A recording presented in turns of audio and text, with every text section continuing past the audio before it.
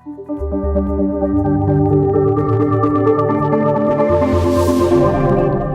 मैं आपको egg freezing के बारे में बताऊंगी। ये क्या प्रक्रिया है, किन लोगों को इससे लाभ हो सकता है। इंसान की एक बेसिक फितरत रही है नेचर की दी हुई हर सीमा को तोड़ने की। नेचर ने इंसान के लिए जो भी लिमिटेशंस बनाए हैं वो उसको ओवरकम करने के लिए लगातार कोशिश और साइंस लगातार इजाद करती रही। एग फ्रीजिंग भी ऐसी ही एक चीज़ है। पुरुष और महिला में एक बेसिक डिफरेंस होता है। जहाँ पुरुष आजीवन पिता बन सकता है, जीवन पर्यंत उसके शुक्राणुओं की जो मात्रा है वो सेम रहती है, महिलाओं में ये नहीं है। महिलाओं के साथ नेचर ने पार्शियलिटी की। 35 साल की उम्र के बाद देखा गया कि महिलाओं के अंडे बनने काफ़ी कम होने लगे, उनकी क्वालिटी भी क्षीण होने लगी। निरंतर कोशिश रही कि उस चीज़ पे किसी तरह ओवरकम उस चीज़ को किया जा सके। इसके लिए ये विधि आई एग फ्रीजिंग की। अब जहाँ आजकल की महिलाएं करियर ओरिएंटेड हैं, पढ़ाई करना चाहती हैं, आधे से ज़्यादा जीवन तो पढ़ाई और करियर में निकल चुका होता है, फिर 35 साल की उम्र तक फैमिली कैसे कंप्लीट हो। जहाँ करियर ओरिएंटेड फीमेल्स के लिए ये एक ब्लेसिंग साबित हुई है, वहीं कैंसर के पेशेंट्स के लिए भी एक बहुत बड़ा सपोर्ट है। हम जानते हैं कि कैंसर का जो ट्रीटमेंट है वो कीमोथेरेपी या रेडियोथेरेपी से होता है, और ये दोनों ही ट्रीटमेंट सीधे अंडदानियों को जाकर डैमेज करते हैं। एग्स में जेनेटिक म्यूटेशंस हो सकता है, समय के पहले एग्स बनने बंद हो सकते हैं। ऐसे एग्स से बने बच्चे विकलांग या जेनेटिकली अबनॉर्मल हो सकते हैं। ऐसी फीमेल्स अगर चाहें, अगर उनकी डायग्नोसिस हो चुकी है और उन्हें ट्रीटमेंट के लिए जाना है, तो कीमोथेरेपी या रेडियोथेरेपी स्टार्ट करने के पहले वो अपने एग्स को फ्रीज़ करवा सकती हैं लैब में।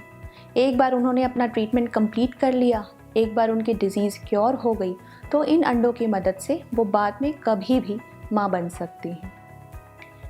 मान लीजिए कि अगर किसी 30 साल की फ़ीमेल ने अपना एग फ्रीज़ करने का डिसीजन लिया है और उस समय से 8 या 10 साल के बाद वो प्रेगनेंसी प्लान करती हैं, तो क्योंकि फ्रीजिंग के बाद अंडों की बढ़ती उम्र को रोक दिया गया, उसी अवस्था में रह जाएंगे अंडे जिस अवस्था में उन्हें फ्रीज़ किया गया था। तो 40 साल की उम्र में जब वो महिला माँ बनना चाहेगी, तो जो अंडे उसके लिए इस्तेमाल किए जाएंगे उन अंडों की उम्र सिर्फ 30 साल ही होगी। तो डेफिनेटली इससे होने वाले एजिंग की वजह से होने वाले जेनेटिक म्यूटेशंस को ओवरकम किया जा सकेगा। मिसकैरेज के रेट्स कम होंगे, बच्चे के हेल्दी होने की संभावना ज़्यादा होगी। तो आपकी फर्टिलिटी को एक तरह से सिक्योर किया जा सकता है। नेचुरल प्रेगनेंसी अगर आ गई तो वो बेस्ट है, पर अगर नेचुरल प्रेगनेंसी नहीं आती तो आपके पास एक सेकेंड ऑप्शन लैब में रिजर्व किया रखा होता है। एंडोमेट्रियोसिस भी आजकल एक बहुत कॉमन समस्या है। बहुत कम उम्र की महिलाओं में देखा गया है कि एंडोमेट्रियोसिस की प्रॉब्लम बढ़ रही। एंडोमेट्रियोसिस में क्या होता है, अंडेदानियों में खून की बड़ी बड़ी गांठें हो जाती हैं, माहवारी में काफ़ी तकलीफ होती है और हर आने वाले महीने के साथ ये गांठें बड़ी होती चली जाती, जिससे नॉर्मल ओवेरियन टिश्यू लगातार डैमेज होता है। 35 साल के काफ़ी पहले ही महिला के अंडे बनने ख़त्म हो जाते हैं। तो अगर आपकी डायग्नोसिस हो चुकी है, आपकी उम्र कम है, तो भी आप चाहें तो आज ही अपने एग्स फ्रीज़ करवा सकती हैं। इसके लिए कोई ज़रूरी नहीं है कि आप शादी जल्दी करें या बच्चा जल्दी करें, जैसा कि सोसाइटी में लोग आपको सलाह देंगे। आप चाहें तो अपने एग्स फ्रीज़ करा करके मेंटली फ्री होकर अपना करियर या अपने काम पे फोकस कर सकती हैं। जब भी आपको फैमिली प्लान करना हो तो आपका फर्टिलिटी हमारे पास सिक्योर रहेगा। तो एक तरह से देखा जाए तो एग फ्रीजिंग आपके लिए इंश्योरेंस का काम करते हैं। कोई ज़रूरी नहीं है कि इसकी आपको आवश्यकता पड़ेगी ही, पर अगर आवश्यकता पड़ी तो आपके पास एक बैकअप है।